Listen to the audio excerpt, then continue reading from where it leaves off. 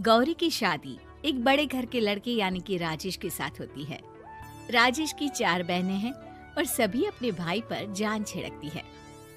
अरे पापा, ये राजेश के लिए कैसी छोटी सी हिट की लड़की ब्याह लाए हैं आप? हम लोगों का भाई तो राजकुमार है, उसके लिए तो कोई राजकुमारी होनी चाहिए थी। गौरी को ननद की बात बुरी लगती है और वो रोने लगती है। अरे क्यों गला फाड़ रही है? क्या गलत बोल दिया मेरी बेटी ने? एकलौता बेटा है हमारा, समझी?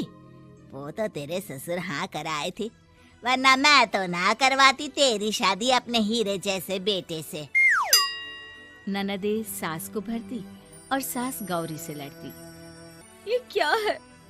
तुम्हारी बहनें और माँ आए दिन मुझे खरी खोटी सुनाती रहती है।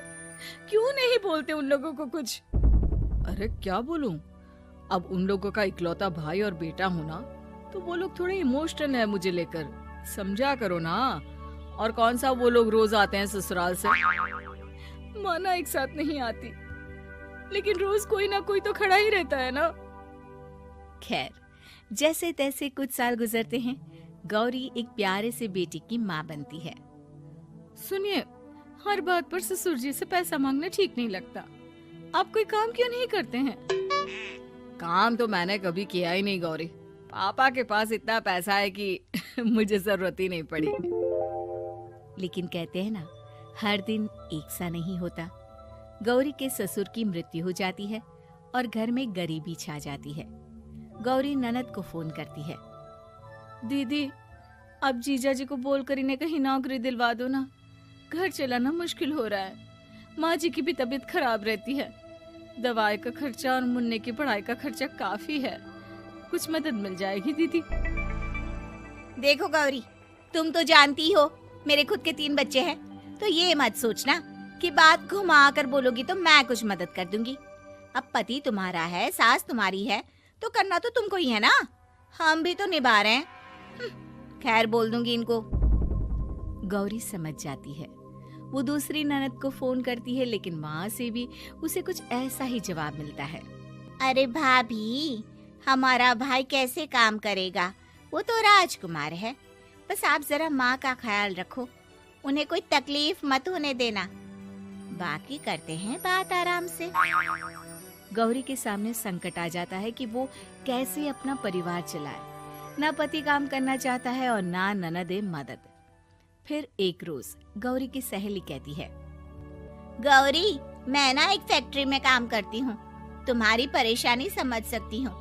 क्यों नहीं तुम भी मेरे साथ वहाँ काम करती? अरे लेकिन मुन्ना तो छोटा है ना। तो क्या हुआ, तेरी सास और पति तो घर पर ही हैं, वो लोग संभाल लेंगे। तू चल मेरे साथ।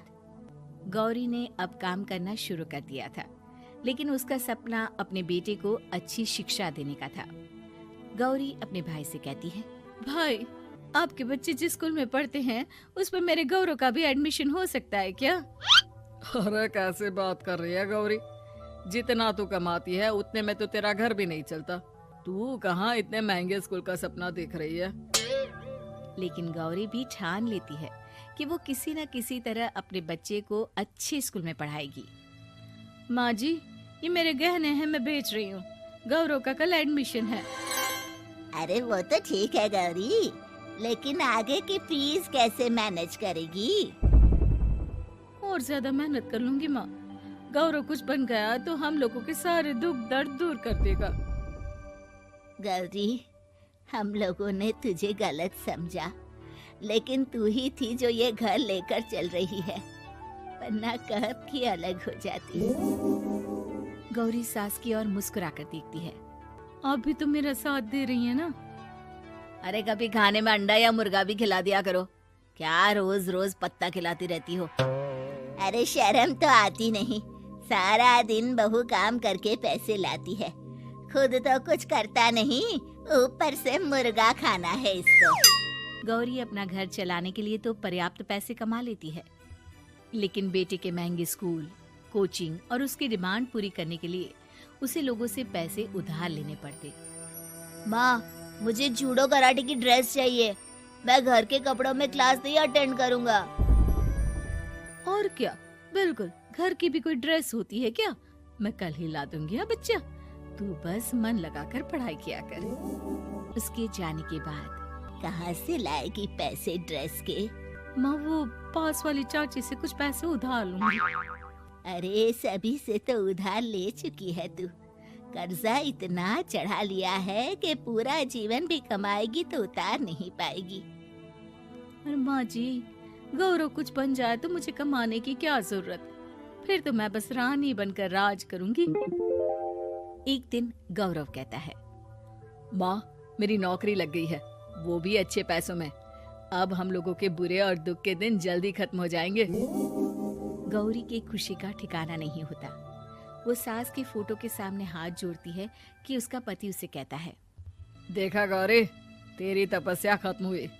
इतने सालों से जो तू फैक्ट्री में नौकरी कर रही है, अब तू आराम कर सकती है। अरे नहीं नहीं, अभी तो नौकरी लगी है, कुछ दिन कुछ पैसे कमा तो लेने दो। कुछ महीनों बाद गौरी की ननद गौरव के लिए रिश्ता लेकर आती है।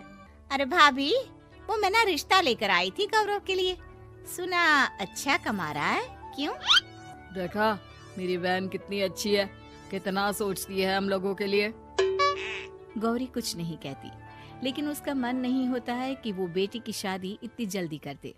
हाँ वो तो ठीक है, लेकिन अभी कुछ कर्जा है जिसे उतारना है। तो क्या हो गया, शादी के बाद भी उतार लेगा, कम से कम एक लड़की आ जाएगी तो आराम रहेगा। गौरी लोगों के प्रेशर में आकर बेटे की शादी कर देती है और शादी के बाद एक दिन जब अपनी फैक्ट्री में जाती है, मैनेजर साहब, कैसे इस फैक्ट्री में 22 साल काम कर लिया पता ही नहीं चला। अब तो बेटा सेटल हो चुका है, नौकरी की जरूरत नहीं है। लेकिन आप सभी का शुक्रिया। गौरी बहन, बहुत मेहनत की तुमने जीवन में, अब भगवान कोई मुश्किल ना दे। गौरी घर आती है, लेकिन दरवाजे के बाहर से ही उसे बहू और बेटे की आवाज सुनाई देती है। क्या है, तुम्हारी माँ ने तो सोचा भी नहीं कि जो कर्जा वो ले रही है खुद की अय्याशी के लिए, वो हम लोग क्यों भरे? उनका कर्जा है वो देखे। हाँ लेकिन क्या करूँ, माँ को छोड़कर रह भी तो नहीं सकता ना। अरे रह नहीं सकते तो क्या करोगी, पूरी जिंदगी उनका कर्जा चुकाते रहोगे? कल को हमारी भी फैमिली बढ़ेगी, कैसे मैनेज करेंगे? मैं नहीं जानती, साफ साफ बोल दो पैसे नहीं है फालतू के। जिसका कर्जा है वही निपटाए। गौरी बेटे बहू की बात सुनकर स्तब्ध रह जाती है और अंदर न आकर वहाँ से सीधे फैक्ट्री जाती है। मैनेजर साहब, मैं सोच रही थी कि इतनी जल्दी नौकरी नहीं छोड़नी चाहिए, जब तक हिम्मत है तो कर लेते हैं।